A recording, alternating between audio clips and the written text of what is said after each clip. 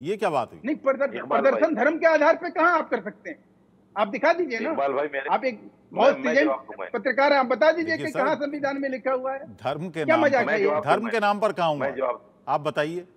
धर्म के नाम पर ही आप बात पॉलिटिकली कर रहे हैं कि देखिए, धर्म के पूरी नाम पर दुनिया में प्रदर्शन। ये पॉलिटिक्स है, और पॉलिटिकली अगर कहीं प्रदर्शन हो रहा है तो उसमें संविधान की साहब, कोई रोक टोक नहीं है।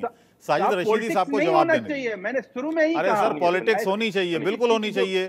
स्वतंत्रता मिली है हमें पॉलिटिक्स करने के क्यों होनी लिए। चाहिए? डेमोक्रेसी मजबूत होती है, आप डेमोक्रेसी मजबूत मासूम होती है को पॉलिटिक्स करने से। आप चलिए ठीक है, आप रशीदी साहब। नहीं नहीं एक नहीं देखिए नहीं एक न देखिए नहीं सुनिए, नहीं पहले नहीं, उनका सवाल मैं सुन कह रहा लीजिए, हूँ फिर आप नसरुल्लाह जवाब और दे देना। हिजबुल्लाह के नाम पर सुनिए पूरी सुनिए जो है इंसानियत और इंसानियत को जो है दांव पे लगा दिया जाए, क्या मतलब बनता है इसका? चलिए ठीक है, जवाब देने दीजिए। इस्लाम क्या देखिए नसरुल्लाह और हिजबुल्लाह से चलता है ठीक क्या? है, मैं फिर मेजर जनरल परिहार साहब के पास जाऊंगा। देखिए देखिए देखिए पहले सुनिए, आप जवाब दे दीजिए। आज तक आजादी के बाद में जब से देश का संविधान बना, लाखों प्रोटेस्ट हुए हैं इस तरह, कभी अमेरिका के खिलाफ, कभी किसी के खिलाफ, कभी किसी के खिलाफ। इस तरह प्रोटेस्ट पहले भी हुए हैं, और बाकायदा जिन्होंने मोहम्मद साहब के बारे में जहां भी कुछ कहा है, यहाँ मुसलमानों ने प्रोटेस्ट किया है। पहले भी हुए हैं, बाद में भी हुए हैं, और होते रहेंगे कयामत तक। ये संविधान हमें इसको नहीं रोकता कि आप अगर कोई आपके खिलाफ इस तरह की बातें करे या आपके धर्म के बारे में इस तरह की बातें करे तो आप प्रोटेस्ट नहीं कर सकते। दूसरी बात, मैं धार्मिक इनसे ये उन्माद कहना नहीं चाहता कहलाया हूँ, जाता है। अगर आपको इस बात का एहसास है कि मुसलमान को नहीं करना चाहिए, तो आप सरकार से आग्रह कीजिए ना, हिजबुल्लाह को दहशतगर्द तंजीम मान लें, और हमास को दहशतगर्द तंजीम मान लें, और फलस्तीन को वोट करना छोड़ दे। कहो सरकार से, आप तो प्रवक्ता हो सरकार के, क्यों नहीं कहते आप सरकार के? आप सरकार से घोषित करा दो उनको दहशतगर्द तंजीम। हमारे हित में क्या है? हम उसके लिए प्रोटेस्ट करना छोड़ देंगे, हम उनके लिए प्रोटेस्ट करना छोड़ देंगे। आप करा भारत के दो, हित में क्या आप तो है? सरकार के भारत प्रवक्ता हो। के लोगों के हित क्या यह है? भारत अपने हितों के, अपने लोगों की हित मेरा में, मुसलमान भारत भाई है के वो, लोगों की भलाई मेरा किस चीज में मुसलमान, है? जैसे ये हिंदू के लिए आपको दर्द होता है, आपका मुसलमान भाई है तो जैसे आप हिंदू जाइए के ना। लिए आपको दर्द आप होता में है, मुझे भी हिम्मत है तो मुसलमान आप के लिए दर्द जाइए, होता है। आप लड़िए ना। अरे आप जैसे चले हिंदू जाइए के लिए वहां आपको पे। दर्द होता है, मुसलमान के लिए मुझे भी होता है। नहीं नहीं, आपको क्या दर्द दिक्कत तो है सब उसमें? भी- आपको आप क्या दिक्कत है उसमें? मेरा आपको देश कहता है मुझे बांग्लादेश करो। जिस दिन मेरा देश, वालों के लिए जिस होता दिन मेरा है, देश हिजबुल्लाह को आतंकवादी गुरु दहशतगर्द के लिए मान होता देगा, है, याकूब हम मेमन नहीं के लिए करेंगे। होता है, दाऊद इब्राहिम के लिए होता है, पाकिस्तान में मरने देखो वाले ये या अज्ञानता है, झगड़ों के इसे लिए ज्ञान होता है। नहीं कहते, बलूचिस्तान में आपकी अज्ञानता है। सरकार चली जाती है, ये वहां भी मुसलमान अज्ञानता मर रहे है, होते हैं। तालिबान में भी मुसलमान मर रहे होते हैं, इराक में मुसलमान मर बिल्कुल। रहे होते हैं। तब हमारी आपके आंसू सरकार क्या नहीं बहते तालिबान हैं? के साथ नहीं है? अरे आप यार, मुझे क्या इसी का बात कर जवाब रहे दे हो? क्या दीजिए। ढकोसला है? हमारी परिहार सरकार क्या साहब, तालिबान के ये साथ नहीं है? साजिश है, देश के खिलाफ साजिश हमारी है। सरकार क्या तालिबान के देश साथ के नहीं है? खिलाफ क्या जो हमारी सरकार ने तालिबान को साजिश सपोर्ट नहीं किया एजुकेशन में? बता दीजिए आप मुझे। चलिए ठीक है। ये तो अज्ञानता की बातें कर रहे हैं आप, करना चाह रहे हैं। ज्ञान तो है ही नहीं आपको जिस तरह प्रवक्ता का होते हिंदू हुए जो भी। है इनकम टैक्स देता है, उसको मजा आप लेने के लिए ठीक है, परिहार साहब। मुसलमान होने के नाते अफगानिस्तान को भी बुरा कहोगे, हिजबुल्लाह को भी बुरा कहोगे, हमास को भी बुरा कहोगे। अरे आप आपको फॉरेन मुसलमान पॉलिसी तो देखिए, हमारी फॉरेन पॉलिसी देखिए आप। हम तालिबान के साथ भी खड़े हुए हम हैं, आपको अलाउ नहीं करते हम हमास के साथ ठीक भी है, खड़े हुए हैं। रशीदी साहब शांत रहिए, शांत रहिए, शांत देश का रहिए। संविधान परिहार कानून, साहब, मैं विधान थोड़ा सा कुछ अब नहीं दूसरे करता सवाल है। पर आता हूँ। आप मुल्ला हैं, अपने घर में रहिए। ठीक है, आपको तो जानकारी नहीं। महेश जी शांत ये रहिए। देश संविधान से परिहार चलेगा, साहब, मुसलमान से नहीं चलेगा, तालिबान से नहीं चलेगा। अरे सर, संविधान से ही चल रहा है देश, संविधान से ही चल रहा है, संविधान से ही चल रहा है। प्राइम मिनिस्टर से कहो यार, क्या कि मतलब होता तालिबान है को इस तरह की ठीक है, चीजों का? उनसे संविधान से ही पैसा चलेगा। लगाना छोड़ चलिए दें। ठीक है, परिहार साहब, अफगानिस्तान को सपोर्ट करना रशीदी छोड़ दे, साहब, बोलो उनको। रशीदी साहब खामोश रहिए 2 मिनट के लिए। यहाँ दूतावास बंद करा दीजिए, सर, वहां से प्लीज। अपने दूत बुला लीजिए। रशीदी जी शांत रहिए। ये क्या टीवी पर बैठकर औरों को भी थोड़ा बोलने का मौका दीजिए। परिहार साहब काफी देर से शांत हैं। ऑर्डर फतवा जारी कर दीजिए। ठीक है, शांत रहिए। परिहार साहब, फतवा जारी कर दीजिए कि सर परिहार साहब से मेरा सवाल है। महेश जी, नहीं बुलाया। एक मिनट। मुझे तो लग रहा है कि आज की डिबेट में मुझे ये गाना गाना चाहिए जी। कि तेरे अंगने में मेरा क्या काम है। नहीं बिल्कुल काम है आपका, आपके एक्सपर्ट कमेंट हम जरूर लेंगे। और जिस तरह की राजनीति हो रही है और जिस तरह से ये युद्ध अब एक अलग लेवल में पहुंच गया, पहले तो सिर्फ प्रॉक्सी लड़ रहे थे, पहले हिजबुल्लाह लड़ता था, हमास लड़ रहा था, हूती लड़ रहा था, लेकिन अब क्योंकि सीधा अटैक ईरान ने अब किया है इजराइल पर, आपको क्या लगता है कि आने वाला जो परिदृश्य है खास तौर से मिडिल ईस्ट का, वो क्या रहने वाला है? मिडिल ईस्ट, यूक्रेन, ये सारे, और उसके पहले अफगानिस्तान, ये सारे जो है वेपन्स फैक्ट्रीज जो होती हैं उनकी क्लिनिकल ट्रायल में कहूँगा, लेबोरेटरीज हैं कि जो उनके वेपन्स हैं, तो ये चलेगा। ईरान ब्लॉक जो है मुस्लिम के साथ में, उसमें रशिया चाइना का भी इन्वॉल्वमेंट है, नॉर्थ कोरिया का भी है, उनके न्यूक्लियर जैसे वो डेवलप कर रहे हैं। इसराइल अकेला लड़ नहीं सकता, इसराइल के नाम पे आगे करके यूएस और नाटो उसको करते हैं। और सारी लड़ाई जो है वो मिडिल ईस्ट का पेट्रोकेमिकल्स उसके ऊपर कंट्रोल करने की है, इसीलिए 75 साल से ये चल रही है और आगे भी चलेगी। इसमें कोई बहुत बड़ा इसमें ऐसा ब्लास्ट नहीं होने वाला है कि थर्ड वर्ल्ड वार हो जाएगा, ये चलेगा, ये इसमें चलता रहेगा। मुझे जो उम्मीद ये है कि भारत सरकार की जो पोजीशन है आज, जिस तरह से हम रशिया और यूक्रेन में सर्वमान्य है भारत और भारत के प्रधानमंत्री, उसी तरह से इसराइल से हमारे बड़े स्ट्रेटेजिक रिलेशंस हैं, ईरान के साथ भी हमारे अच्छे रिलेशंस हैं, फ़लस्तीन को हम सपोर्ट करते हैं। तो ऐसी हालत में मैं समझता हूँ कि अब टाइम आ गया है भारत के लिए कि वो इसमें अब डिप्लोमेटिक उसमें जो है इसको इंटरवेन करे, और अल्टीमेटली जो है इसमें सीज फायर होना बहुत जरूरी है। परियार साहब, लेकिन इसमें एक इशू और है, सिर्फ ये सियासत नहीं है, सिर्फ ये इंटरनेशनल पॉलिटिक्स का मामला नहीं है कि जो डिप्लोमेसी से चला जाएगा, इसमें रिलीजन भी इन्वॉल्व है, क्योंकि मामला फिलिस्तीन का है, मस्जिद अल अक्सा का है, तो इसमें ये चीज भी इन्वॉल्व है। वही मैं कह रहा हूँ ना कि ये जो मामला जो है ये बनाई सीडेड जो है, देखिए यूएस ने और ब्रिटिश किंगडम ने 45-48 के बीच में दुनिया भर में इस तरह के सोर पॉइंट्स उन्होंने खड़े किए हैं। जो इजराइल फलस्तीन का हुआ है, उसके बाद में आप देख रहे हैं हमारे इधर इसमें कश्मीर के उसमें हुआ है, फिर नॉर्थ कोरिया उधर हुए, ये सारे उनके पॉलिटिक्स में एरिया कंट्रोल करने के लिए है। एक जो सबसे बड़ी बात है कि जो एक ही चीज इसको कंट्रोल करती है कि फलस्तीन आपने डिवाइड करके इजराइल बनाया है। आज की डेट में फलस्तीन को कोई सॉवरेनिटी नहीं है, वो पूरी तरह से वो इजराइल पे डिपेंडेंट है। इजराइल के थ्रू ही उनको सारी ग्रांट मिलती है, इजराइल के थ्रू ही उनके पास में WHO के हेल्थ में जाते हैं, बैंकिंग सिस्टम उनके पास में है। वो आपको अगर इसमें फलस्तीन में विजिट करना है तो पासपोर्ट्स की क्लियरेंस वगैरह भी इजराइल से होनी होती है। अब इसको इजराइल को अब करीब करीब सारे गल्फ कंट्रीज के देश रिकॉग्नाइज कर चुके हैं। फलस्तीन को आप पूरा इंडिपेंडेंट सोवरेन कंट्री बनाइए। जम्मू कश्मीर में चुनाव चल रहे थे जम्मू कश्मीर में, क्या आपको लगता है कि इस तरह के जो इश्यूज हैं भारत में सियासत में बड़े कारगर साबित होते हैं कुछ दलों के लिए? थैंक यू इकबाल जी, आप तकरीबन 25 मिनट के बाद मेरे पास आए जी, काफी उलझ गया था डिबेट जी, बताएं। एक बात मैं आपको जरूर क्लियर कर दूं कि इन बातों से कश्मीर की सियासत के ऊपर कोई फर्क नहीं पड़ता है। हमारे यहाँ बड़े शांतिपूर्वक तरीके से जो हमारे चुनाव थे, जो इलेक्शन थे, वो हो चुके हैं। इस चीज़ को लेकर अगर कश्मीर के ऊपर बात की जाए, मैं समझता हूँ कहीं ना कहीं ये गलत ही रहेगा।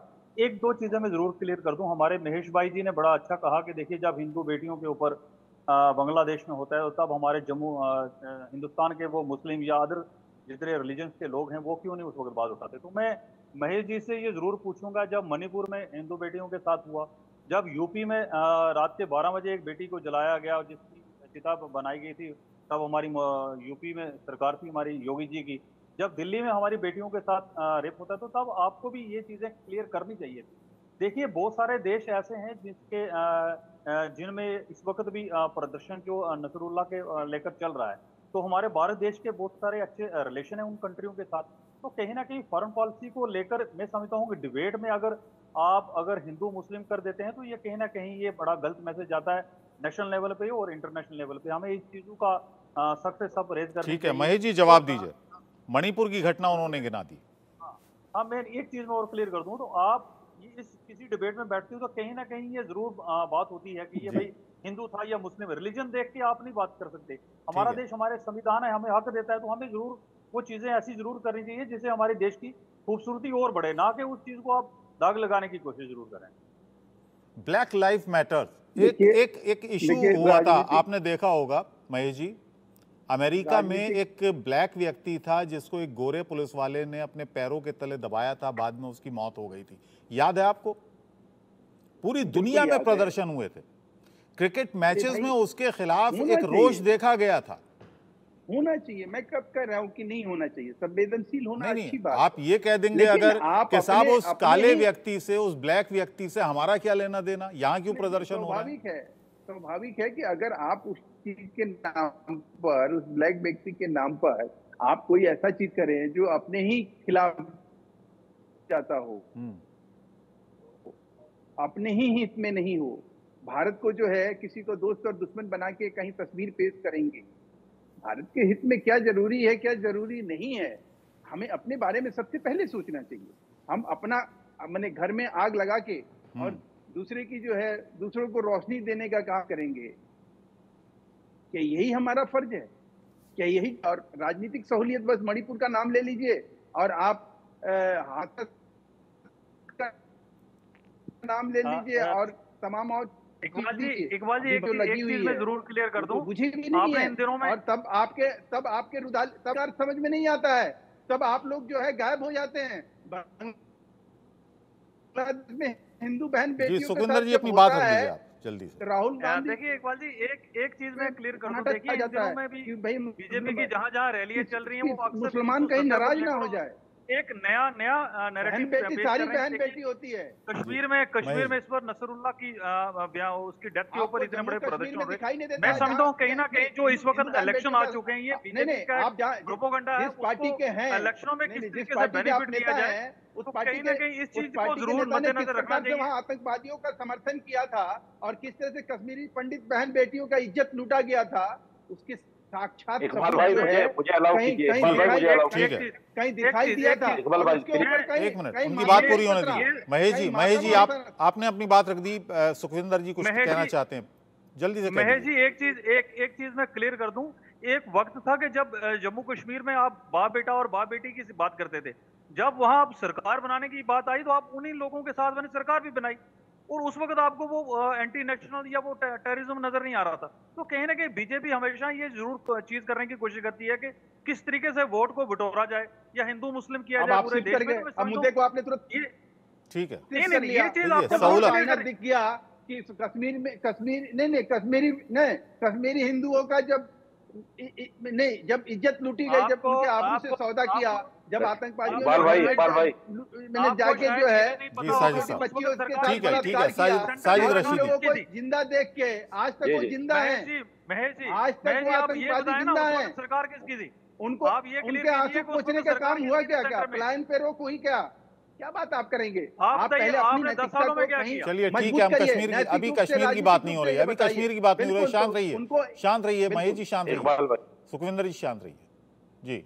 साजिद रशीदी साहब दो इशू पर रहिएगा सर, प्लीज इशू पर रहिएगा, हम इधर उधर ना भागें तो बेहतर है। नहीं, देखिए मैं इशू पर इसलिए हूँ क्योंकि यहाँ दो मुद्दे मुख्य रूप से निकल कर आए, 370 और कश्मीरी पंडित जी। मैं इस पर जरूर दो बातें कहना चाहता हूँ। देखिए 370 फिर मुद्दे से डाइवर्ट हम बात कर रहे हैं दूसरी बात, उस पे बात करिए। अरे सुन लो भाई, और हिजबुल्लाह पे झूठ कितना बोलोगे, कितना झूठ बोलोगे? अब देश पढ़ा लिखा है, इधर उधर की बात मत करिए, नहीं है कि जो चाहे बोल के चले जाओ। सुनो, सुनने की हिम्मत रखो। देखिए 35 इन्होंने हटाया और शोर मचा दिया, हमने 370 हटा दिया। इतना ही अगर जमीन रखते हो तो परमवीर चक्र अब्दुल हामिद के ऊपर, अब्दुल हामिद का जयंती मनाओ ना। आपका जमीर क्या है? उस्मान को आपका जमीर क्या है? ब्रिगेडियर आपका जमीर क्या है? जिन्होंने देश के लिए शहादत दी, आपका जमीर कुछ है? उनकी वीरता पे जमीर फख्र कुछ करो, नहीं, उनके नाम पर मुसलमान क्यों सिर्फ वीर अब्दुल हमीद और उस्मान की बात कर रहे हैं आप सर? मुसलमान बनो। इस देश में ना जाने कितने ऐसे लोग हैं, और उसमें सिर्फ मुसलमान नहीं, हिंदू मुसलमान सब हैं, सिख भी हैं, है ना? हम सिर्फ उन्हीं को याद नहीं करेंगे, हम सबको याद करेंगे। मुसलमान के नाम पर अगर बात करनी है, ठीक है, अब उनको बोलने दीजिए, मैं चाह रहा हूँ पूरी बात करने दीजिए। मैं ये कह रहा हूँ हो गए इनकी सरकार को जी, 11 साल इनकी सरकार को हो, क्या इन्होंने एक भी कश्मीरी पंडित को जाकर बसाया है इन 11 सालों में? चलिए सर, आप फिर दूसरे मुद्दे पर आ गए। आप हम यहाँ पर वो मुद्दा नहीं, हम ये वाला मुद्दे की बात नहीं, हम इस मुद्दे की बात नहीं कर रहे। रशीदी साहब बातें सिर्फ तुष्टीकरण के लिए करते हैं ये लोग, इनको ना हिंदू से प्यार है ना मुस्लिम से कुछ लेना देना है, ये सिर्फ तुष्टीकरण करते हैं। देश में नफरत की राजनीति करना इनका मामला है सिर्फ, इसके अलावा कुछ भी नहीं है। दूसरी बात, मैं फिर कहता हूं इस बात को और बार बार कहता हूं, अगर हसन नसरुल्लाह और हिजबुल्लाह को हमारी सरकार दहशतगर्द कह दे, हमास को दहशतगर्द कह दे, तो हिंदुस्तान का कोई मुसलमान उनके लिए प्रोटेस्ट नहीं करेगा जी। करा दीजिए, क्या वजह है, क्यों नहीं करते महेश जी? क्यों बैन नहीं लगाते इन ऑर्गेनाइजेशंस पर? नहीं इनके कहने से इनके फतवा और फरमान जारी करने से, इनके ऐलान करने से भारत के मुसलमान के हित में, भारत के हिंदुओं के हित में, भारत के नागरिक के हित में क्या जरूरी है, क्या गैर जरूरी है? क्यों वो अपनी राय दे किस तरह सकते से हैं? हमारी विदेश नीति होनी चाहिए, हमें क्या बोलना है, क्या नहीं बने? नहीं, राय देने से, ये राय देने का मामला नहीं है साहब, ये विदेश नीति है, ये कोई मजाक नहीं है। सर विदेश नीति भी तो सरकार बनाती है ना, विदेश नीति सरकार बनाती है और सरकार लोग चुनते हैं। तो सरकार बनाती है तो आप क्या चाहते हैं कि सरकार जो है वो तालिबान और कठमुल्लों के इशारों पे नाचेगी क्या? मुझे ये बता दीजिए, क्या ये किसी इशारे की बात नहीं कर रहा, वही चीज हम करते रहे? किसी इशारे की बात नहीं कर रहा हूं। मेरा मतलब ये था कहने का कि सरकार विदेश नीति बनाती है, आपकी सरकार है यानी भारतीय जनता पार्टी की सरकार है, उनका सवाल ही ये था। नहीं, हमारा ये कहना है कि हम किसी भी तो दहशतगर्द अगर हमें घोषित करना होगा हम करेंगे, जब वक्त आएगा, जब हमारे लिए कोई, वही बात कर रहे हैं वो कि जब आप दहशतगर्द उनको घोषित कर देंगे, उनका यही कहना था। मौलाना का कहना, महेश जी, मौलाना का कहना, अमेरिका है, रूस है, यूक्रेन है, सबसे हमारी अच्छी दोस्ती है। यूक्रेन में जो तिरंगा हाथ में ले लेता था उसकी जान बच जाती थी। फिलिस्तीन से कैसी दोस्ती है? सुनिए, सीरिया और अरब में जब युद्ध हुआ, फिलिस्तीन से दोस्ती है या नहीं?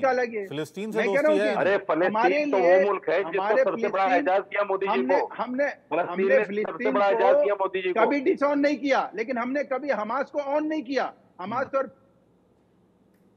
फिलिस्तीन में अंतर है इकबाल साहब, अगर ये चीज आपके दर्शकों को मालूम नहीं होगा, गुमराह किया जाएगा। मुझे भी नहीं मालूम सबसे बड़ा अंतर तो यही है कि हाँ, फिलिस्तीन जो है एक अलग व्यवस्था है, हमास जो है अपने आप को इंडिपेंडेंट और स्वतंत्र, अपने आप को एक निकाय के रूप में काम कर रहा होता है, उसका कोई लेना देना नहीं है इस चीज से। और उसको लेकर इस तरह से प्रोपगंडा और दुष्प्रचार किया जाए, झूठ बोला जाए टीवी पे आके, हमास और फिलिस्तीन से क्या लेना देना है एक दूसरे से? जी अच्छा, कोई ताल्लुक नहीं है हमास का और फिलिस्तीन का, कोई ताल्लुक नहीं है। ये इतना है, इतना ले लड़ने का ध्येय हो सकता है। फिलिस्तीन जो है, हमास जो है फिलिस्तीन को कहीं रिकॉग्नाइज नहीं करता है। आप मैं कोई गलत कह रहा हूं तो आप मुझे प्रूफ कर दीजिए कि हाँ मैं गलत कह रहा हूं। हमास फिलिस्तीन को रिकॉग्नाइज नहीं करता है मेरे भाई। हमास जो है अलग से बना हुआ एक ऑर्गेनाइजेशन है जो एक फिलिस्तीन से अलग हटके उन लोगों ने अपना व्यवस्था किया हुआ है, वो अपने तरीके से वहां शासन चलाते हैं, एक सेट उनकी